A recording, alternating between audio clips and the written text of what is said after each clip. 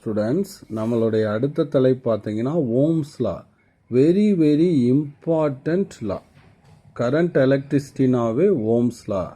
Ohms law எதை கொடுக்குது அப்படின்னா, it gives relationship between the potential difference and current. So potential டிஃப்ரென்ஸுங்கிறது இந்த விக்கும் இந்த கரண்ட்டுக்கும் உள்ள ஒரு ரிலேஷன்ஷிப்பை கொடுக்கறது ஓம்ஸ் லா. இதே ஒன் வேர்டில் கேட்பான். It gives the relation between voltage and கரண்ட்னு சொன்னாலும் சரி, பொட்டன்ஷியல் டிஃப்ரென்ஸ் அண்ட் கரண்ட்னு சொன்னாலும் சரி. ஸோ ப்ரீவியஸ் கிளாஸில் ஒரு microscopic model of Ohm's law derive பண்ணோம். J = sigma A, sigma E. Here we bring the Ohm's law in terms of V and I. So consider a conductor of length L, cross section area A. So by the terminal of the conductor we apply the potential difference V and makes the free electrons drift. So electrons இப்படி எங்கிட்ட டிஃப்ட் ஆகும்? இது positive terminal, இந்த முனை. இது negative terminal. அப்போ இங்கே இருக்கிற எலக்ட்ரான் எல்லாமே it move with constant drift velocity. So positive டெர்மினலை நோக்கி இழுக்கப்படும். அப்போ எலக்ட்ரான் மூவ் ஆகக்கூடிய டைரெக்ஷனுக்கு ஆப்போசிட் டைரெக்ஷனில் எது ஃப்ளோ ஆகுது? கரண்ட் ஃப்ளோ ஆகுது. இதுதான் நம்ம படித்த லாஜிக். ஓகேங்களா? ரைட். இப்போ கடைசியாக எங்கே நிறுத்தினோம்? J = sigma E அங்கிறதுல நிறுத்தினோம். இப்போ ஃபஸ்ட்டு லெசனில் நம்ம ஒரு ஃபார்முலா படித்தோம். எலக்ட்ரிக் ஃபீல்டுக்கும் பொட்டன்ஷியல் டிஃப்ரென்ஸ்க்கும் -dV/dx. Electric field is negative gradient of பொட்டன்ஷியல்னு படித்தோம். இதை ஜென்ரலைஸ் பண்ணி எழுதும்போது பொட்டன்ஷியல் டிஃப்ரென்ஸ் V அப்படின்னு போட்டுருவோம். டிஸ்டன்ஸ் இங்கே லென்த் ஆஃப் த கண்டக்டர் என்னது? L. மைனஸை நெக்லெக்ட் பண்ணிடுவோம். ஜஸ்ட் ஜென்ரலைஸ்டு ஈக்குவேஷனை மட்டும் நம்ம எடுத்துக்கிறோம். ஸோ இதை தான் இந்த இடத்துல என்ன போட்டு காட்டியிருக்கான்? V = EL. ஸோ எங்கேருந்து கொண்டு வந்திருக்கான்? ஃபஸ்ட் லெசன்லேருந்து. இதுதான் இந்த ஜென்ரலைஸ்டு ஃபார்முலா dV/dx. இதிலிருந்து இங்கே பொட்டன்ஷியல் டிஃப்ரென்ஸ் V, லென்த் Lன்னு எடுத்திருக்கான். அப்போ V = EL. ப்ரீவியஸாக நம்ம நினைவுபடுத்திட்டோம்னா நம்மளுக்கு இது அப்படியே ஃப்ரீக்வெண்ட்டாக கண்டினியூஸாக நம்மளுக்கு வந்துடும். ஓகே ஸ்டூடெண்ட்ஸ், அப்போ நம்மளுக்கு தெரிஞ்சு போச்சு E = V/L. அடுத்து கொஞ்சம் முன்னாடி கரண்ட் டென்சிட்டி என்னன்னு பார்த்தோம்? Current per unit area. J = I/Aன்னு பார்த்தோமா? அப்போ இதை இங்கே கரஸ்பாண்டிங் பிளேஸில் சப்ஸ்டியூட் பண்ணுங்கள். அப்போ J இருக்க வேண்டிய இடத்துல I/Aன்னு போட்டுடுறேன். சிக்மா Eங்கிற இடத்துல என்னது? V/L அப்படின்னு நான் போட்டுடுறேன். அடுத்து எனக்கு என்னது? V இல்லாட்டி I, Vலையே கொண்டு வரலாம். இன் டேர்ம்ஸ் ஆஃப் Vல தான் கொண்டு வந்திருக்கேன். அப்போ Vயில் இருக்கிற மாதிரி அரேஞ்ச் பண்ணுங்கள். L மேலே போயிடும், சிக்மா கீழே வந்துடும். அப்போ V = I, L மேலே போயிடுது, இந்த சிக்மா கீழே வந்துடுது. ஜஸ்ட் ரீஅரேஞ்சிங், அவ்வளோதான். ஸோ திஸ் குவான்டிட்டி, இங்கே ஒரு குவான்டிட்டி கிடைக்குது. This quantity is called resistance of the conductor. இந்த குவான்டிட்டியை நான் ரெசிஸ்டன்ஸ் அப்படின்னு சொல்கிறேன். அப்போ இதிலிருந்து ரெசிஸ்டன்ஸை பார்க்கும்போது ஒரு உண்மையான விஷயம் நம்மளுக்கு இங்கே தெரியுது. ஸோ திஸ் ரெசிஸ்டன்ஸ் எப்படி இருக்குது? Directly proportional to length and inversely proportional to area of cross section. இது மிக முக்கியமான ஒரு உண்மை. இதெல்லாம் நம்ம பின்னாடி டீப்பாக டிஸ்கஸ் பண்ண போகிறோம். இப்போ ஒரு சிம்பிளான விஷயம் நான் சொல்கிறேன். ரெசிஸ்டன்ஸ்னால் என்னதுன்னா, ரெசிஸ்ட் அப்படின்னா டோன்ட் ரெசிஸ்ட் மீ அப்படின்னு ஜென்ரலாக சொல்லுவோம். அப்போ ரெசிஸ்ட்னா என்னது? தடுக்கிறதுன்னு அர்த்தம்.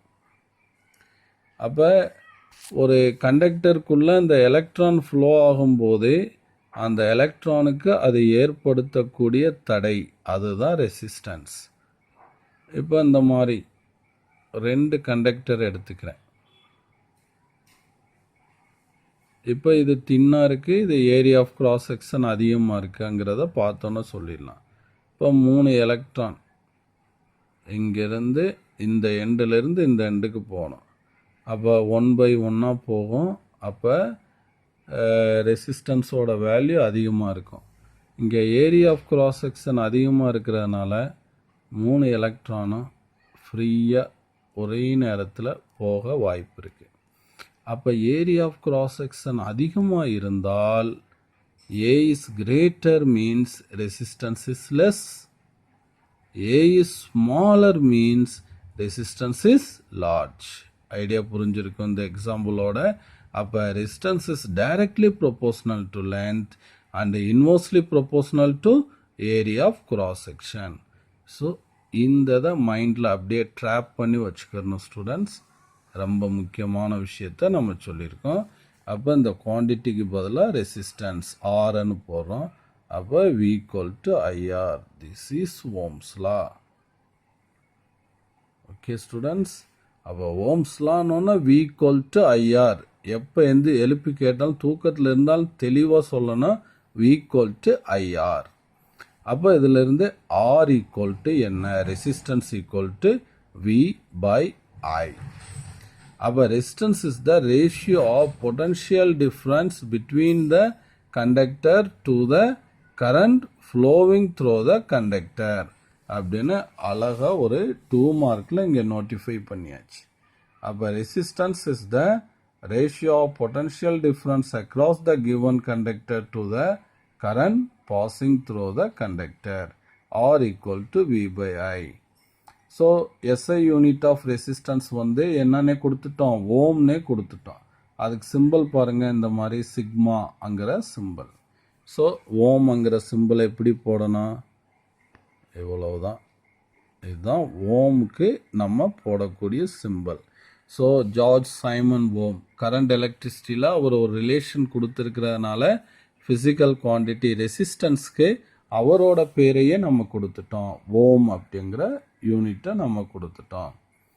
இப்போ இங்கே என்ன பண்ணுறோம்? கிராஃப் வரைஞ்சி காட்டியிருக்கோம். அப்போ கிராஃப் பிட்வீன்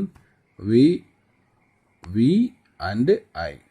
ஸோ ஆல்மோஸ்ட் எனக்கு எப்படி கிடைக்குது? ஸ்ட்ரெயிட் லைனாக கிடைக்குது. அப்போ இந்த மாதிரி ஸ்ட்ரெயிட் லைனாக கிடைச்சா நம்ம ஸ்லோப் எடுப்போம்.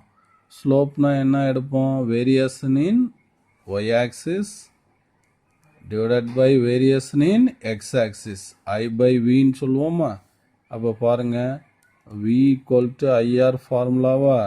அப்போ I/V அப்படின்னா 1/R.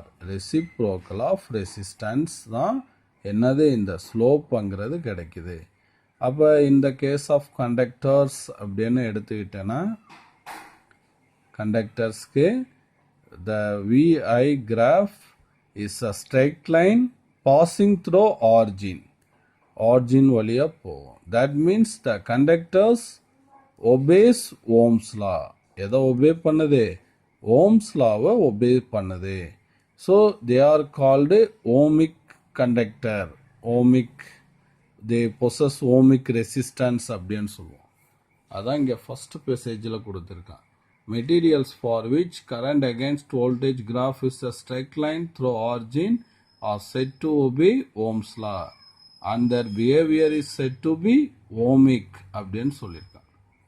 So materials or device that do not follow Ohm's law obey பண்ணாமல் இந்த மாதிரி கொஞ்சம் கரு மாதிரி வந்துச்சுன்னா they are called non-ohmic conductors. not obey Ohm's law. Ohm's lawவை obey பண்ணாதே. not obey Ohm's law அப்படிங்கிற விஷயத்த சொல்லிடுவோம். ஸோ அந்த மாதிரி மெட்டீரியல் என்ன இருக்கும் அப்படின்னு கேட்டோன்னா voltage current relationship is very complicated அப்படின்னு சொல்லுவோம். தே ஆர் கால்டு நான் ஓமிக் மெட்டீரியல். தே ஆர் நான் லீனியர்.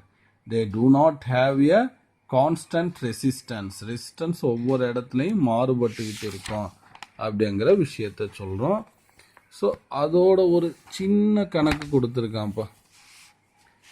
அது இங்கே டைரெக்டாகவே நீ பார்த்தோன்னே போட்டிருப்ப. இங்கே வந்து பொட்டன்ஷியல் டிஃப்ரென்ஸ் கொடுத்துருக்கான், வி கொடுத்துருக்கான். எவ்வளோ பொட்டன்ஷியல் டிஃப்ரென்ஸ்? 12 வோல்ட்டு. இங்கே ரெசிஸ்டன்ஸ் இந்த மாதிரி சிம்பிள் இருந்தால் ரெசிஸ்டன்ஸ் நம்ம 10th பார்த்துருக்கோம். 24 ஓம் கொடுத்துருக்கான். ஸோ இதில் ஃப்ளோ ஆகக்கூடிய கரண்ட் என்ன அப்படின்னு கேட்குறான். ஃப்ரம் ஓம்ஸ்ல ஃபார்முலா வி ஈக்குவல் டு என்னது? ஐஆர்னு போடுவீங்க. அப்போ ஐ ஈக்குவல் டு என்ன போட்டிருக்கோம்? We by R. வி வந்து எவ்வளவு? 12 வோல்ட், ஆர் 24. அப்போ அடிச்சுன்னா 1/2, 1/2னா எவ்வளவு? 0.5 ஆம்பியர் அப்படின்னு சொல்லியிருக்கான் ஸ்டூடெண்ட்ஸ். அடுத்த தலைப்பு ரெசிஸ்டிவிட்டியை அடுத்த வீடியோவில் நம்ம பார்க்கலாம்.